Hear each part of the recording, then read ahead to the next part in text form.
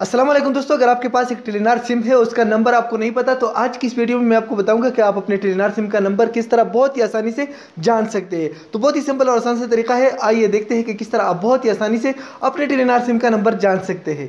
तो इसके लिए बहुत ही सिंपल और आसान सा तरीका है, आप अपने उसी टेलीनार नंबर से 7421 पर कॉल करेंगे और आपको आपका नंबर बजरिए SMS आ जाएगा। तो हम 7421 पर कॉल करते हैं, 7421 7421, और इस पर हम कॉल करेंगे। तो जैसे हम कॉल करेंगे तो यहाँ पर आप देख सकते हैं आपका नंबर कॉल मुनक़ता करने के बाद आपको SMS के जरिए भेजा जाएगा।